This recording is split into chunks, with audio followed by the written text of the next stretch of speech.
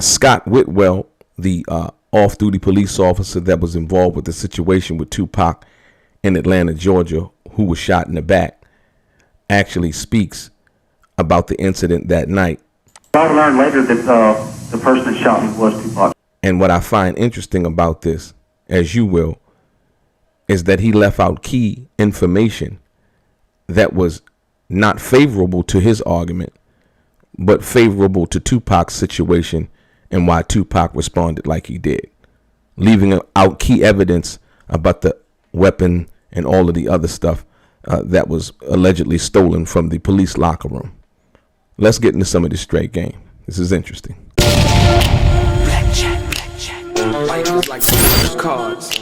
It's not what you dealt, but how you play it.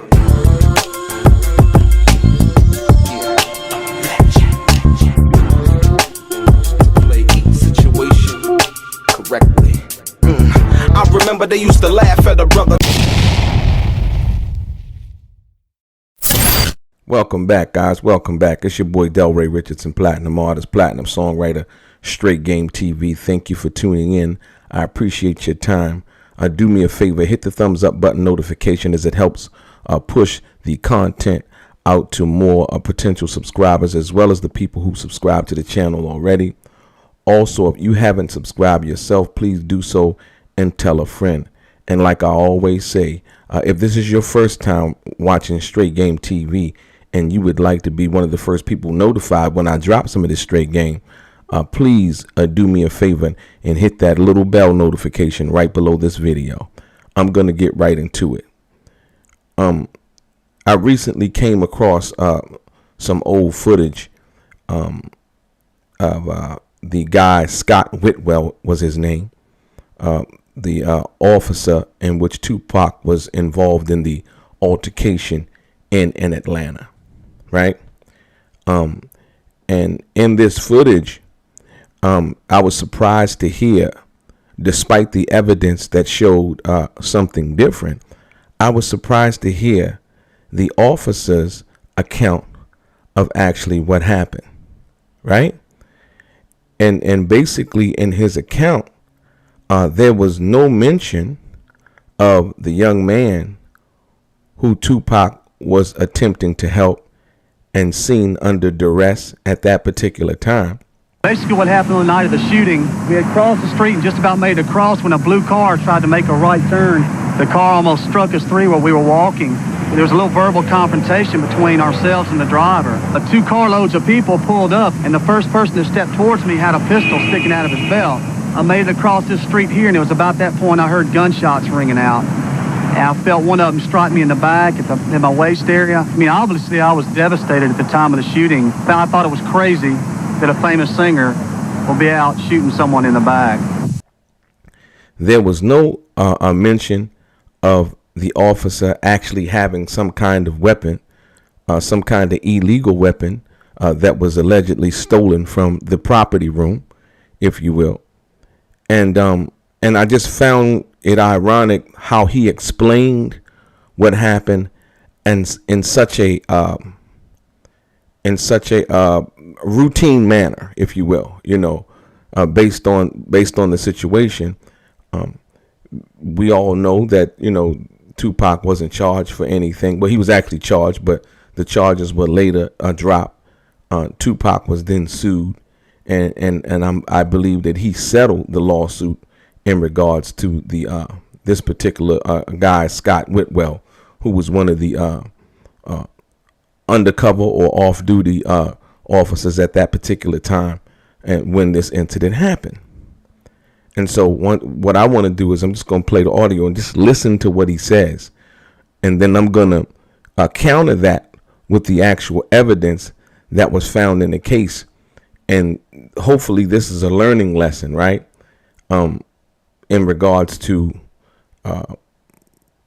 being on point, number one, but always knowing and understanding the law, number two, because a lot of us don't. And we look at Tupac and we say, well, yeah, he did X, Y, and Z, and the other thing in the video is when Scott Whitwell says he was surprised that a rap star would be out just shooting people, You got to pay very close attention to that stereotypical statement, as if Tupac that night was just out shooting people, and Scott Whitwell was one of the people that Tupac decided to shoot. And I want you to understand that, and placing all of the blame on Tupac for the incident that happened. And like I say, when the evidence is contrary to what this officer is saying, basically, he's basically not being honest in this interview from that perspective, and nobody seemed to really catch on to that either. So check this out. Verbal confrontation with a motorist that I don't think was associated with Tupac Shakur. After leaving away from that scene, Mr. Shakur and his entourage that I found out later pulled up and surrounded myself and my brother and my sister-in-law and made threats, and they were armed in an attempt to get my sister-in-law from the scene. While running away from the scene, Mr. Shakur shot me in the back. Right. So now, we understand that Tupac was with a group of friends or whatever, and he seen the young man in duress at that particular time, not knowing who was what was who. Young black man, two white guys, allegedly harassing a young black man, and a young black man looking like he needed help from that perspective. And you have to understand there's a certain amount of arrogance sometimes that come with police officers. Not all of them, but sometimes, and you can only imagine, as I heard the guy Scott Whitwell actually speak, you can only imagine who he is and how he tries to assert his authority when he's in uniform. And it's quite evident that he was trying to assert his authority over this lone black man before Tupac and them showed up, right? And so, but the evidence, when asked, did he have a gun, Scott Whitwell, did he have a gun? He said no. Now, I don't know if his brother had a gun, because the other guy he was with was actually his brother. And so, he basically said no. When we know for a fact, based on the evidence that was found at the scene, that he did have a gun, right? That the weapon was actually stolen from the property room. I find this very ironic based on the fact that, when it comes to, basically a guy under Scott Whitwell's, position, working in the field that he works in, that he would be so dishonest, despite everybody knowing what the truth was, or a lot of people know what the truth was, because see, now with social media, it's different. You had 1, 2, 3, 4 avenues basically for information, news, and so on and so forth. News was approximately an hour long. Now we have a 24-hour news cycle, right? In which we're bombarded with news each and every day, as well as news on social media, on, people posting things from social media and all of that. And so, I just wanted to, I came across this footage and I was like, wow, this is amazing that he would, sit back and say the things that he said in reference to that incident, right? As if, or maybe at that particular time, it wasn't widely available about the information involving the case.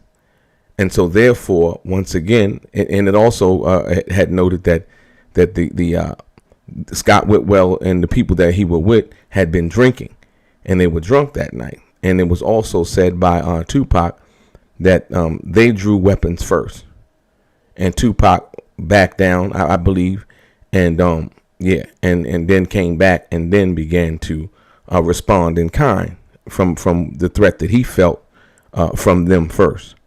But like I said, the most important thing is when he said that I couldn't believe that a star like him would be out shooting people, like as if Tupac just came out that night to just run a melee on anybody he saw that night, and as if the incident involving the other black man that was being harassed or whatever, actually didn't even happen. So he left all of that part out of it and only wanted to tell the part that he felt was more beneficial to his statement at the time that he was on this TV show. I believe the TV show was Jenny Jones at the time.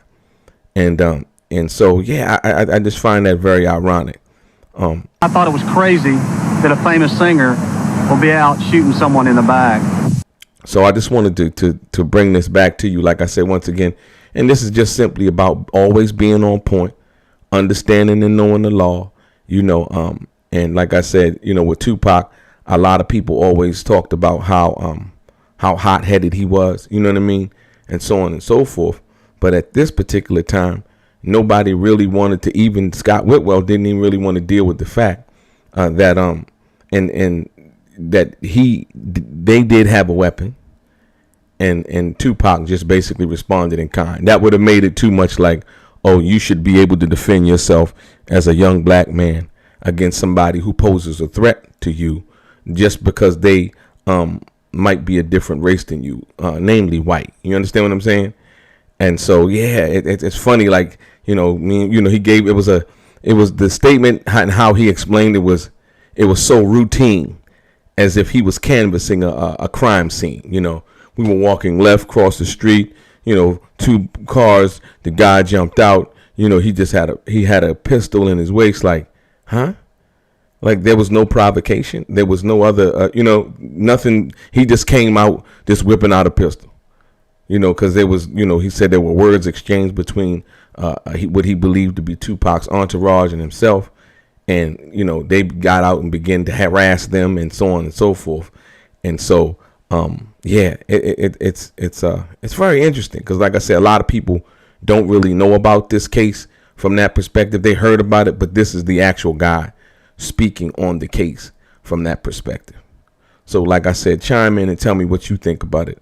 And let me know how you feel about what you just heard. Your boy DELRAY, straight game.